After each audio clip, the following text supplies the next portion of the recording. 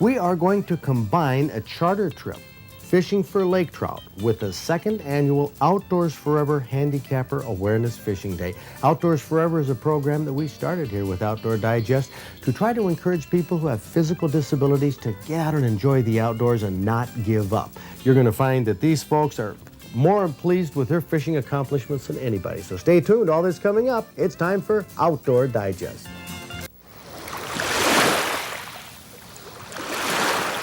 It's morning in Oscoda, sunrise in this town on the western side of Lake Huron. It's a big day, too, for charter boat skippers and the rest of the community who band together once a year to put together a Handicapper Awareness Day. Helping hands abound to get the handicappers from Outdoors Forever to boats in search of the big lake trout and salmon. Everyone's wondering where the fish are at. Captain Rich of the Richmark has an idea. At this particular time of the year, you can see the surface temperature right now is 51.6 degrees Fahrenheit, and optimum temperature is right around 52 degrees, 54 degrees for these fish. So they're likely to be anywhere from top to bottom, and we have caught many of them near the surface already. So why are we out this far rather than being closer to shore? Well, the temperature was at the river mouth when we came out. We checked, it was 65. That's a little bit too warm in there. So, and this time of the year, while the season, we should be locating fish out here at this depth anyway. It seems like this spring has been a little slow, and the water temperature has stayed a little cooler than normal. So we've come out and try to get them where they should be about this time of the year anyway. Explaining the downrigger setup, it's fairly simple. The lure we're running about, I'd say 15 feet behind the downrigger. You see it out there in the water. We're going to clip the lure to what's just a regular metal clothespin, isn't it, Al? That's right. Go ahead and clip it in there. Wally release. Okay, now you're going to clip it for, are you clipping it for lake trout? Yeah, for a lighter hit, we move it out closer to the edge. For salmon or a heavier hit, we'd move in and hold it tighter. Okay, well, show me here how you do it for a lake trout. For lake trout, we'd be out close to the edge. Okay, and then when the fish hits the lure, pulls free. Now, are you going to set it for lakers today? I'm setting it, yeah, light for lake trout. Get close to the edge. And then we take the cannonball, which is about a 5-6 pound, 10 pound ball we're going to use, and that's on a wire cable, so that'll drop straight down in the water, and the lure will be behind it, 15, 18 feet. How low are you going to take it? Go ahead and run her down there. Got a twist in it there? Okay. Got to make sure that's straight. How deep are we going to run them? Run this down about 80 feet. Captain Al sets the lines, and Richard Connecticut waits for a laker to hit. Richard suffered from polio. His legs are in braces, but that hasn't stopped his enjoyment of the outdoors. Richard's attitude has no doubt been a key that has kept him from being a bystander and made him instead an active fisherman. Yes, I had complete paralysis, neck down. I had to learn how to use my arms and my legs all over again. And it took some time in the hospital, surgery, wonderful parents, friends, teachers, and everything, or I wouldn't be where I am today. But most of all, it's taken the outdoors to get me back in shape. What's your main difficulty in fishing? The main difficulty I have is with my left arm being able to hold the rod up good enough so I can reel with the right. My left arm is not as good as the right one is, and to try to keep the pull up is the tough part. So I have a little strap here that helps it. We shopped around a little bit for. It's normally to carry a flag in parades, but we use it in order to keep the pull up and work with it. And I've learned some new technology through Outdoors Forever that I'm going to get to be able to do it even better, because this one slides too much. And I hope to see a lot more improvement in things so I can go fishing with my family. What does Outdoors Forever mean to you?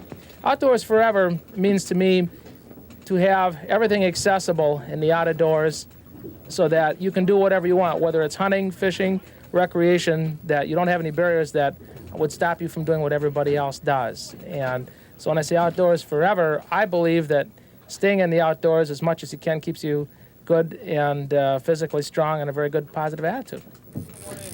So you regard fishing as part of your exercise and therapy? Yes, and it definitely is this year. I've had an opportunity through fishing to be able to exercise my arms in a different way than just walking with crutches like I normally do. The physical strength exercise is great. The fun of landing a fish is is really something. I watched it from my boyhood, and many times I go fishing and catch nothing. And as a result of a project like this, I've caught more in the last 2 years than I have in the last 10 or 12. And it's all a success, wonderful people. But I need the physical exercise, and being in the outdoors and doing fishing is what's going to keep me that way. Richard, how about that? Hey, now that's great. Nice little one to bring home. All right. Classic of Lake Huron. You might get a prize with that one. And yes, I walk with crutches, but I encounter the same barriers as wheelchair users do and the others. If you have too many steps, or you have hills or other things that will stop you from being able to fish, then you have to fish either at other locations or don't. So maybe it looks good like I can get around in crutches and I can still fish, but not all the places where I want. I usually have to take a little cart with me and carry things. It's kind of hard sometimes, like for anybody else. But the main thing is having it so that I can walk to it. If I can walk to it, I can fish. And if I can fish, I can catch one. And if I can catch one, I'm successful. And happy. And happy. You bet. Richard Connecticut is both successful and happy with this Handicapper Awareness Day, as is Captain Skip Lewis, one of the organizers who helped put the event together and weighed in the fish. Outdoors Forever board members Don and Judy Basie and Roger McCarville enjoyed it too, and so did an excited Lila Canuel. How many salmon have you caught in your life? One.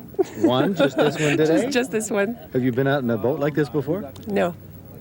Now, did you hang on to it for the whole duration? Let me show you some biceps here. Oh, yeah? Okay, they failed me. They did? Yes, they did. So hubby here helped out. So it was a team effort. It was a team effort. So Yes. quite a thrill? Yeah, it was a real thrill. I'm hooked. Exciting also for Roger Wessendorf, who is really hooked too. Fish on, he said, here's the pole reel, and I couldn't believe when he started taking line, he just kept going. Kept going, huh? Going for the bottom. How long did it take before you got it in? Good 15 minutes, 20 minutes. Wow. I gotta say it, I'm just so excited. It's And what a nice day it was. It was an exciting time at Oscoda for everyone who was there, and a great day for all of us who want to enjoy the outdoors forever.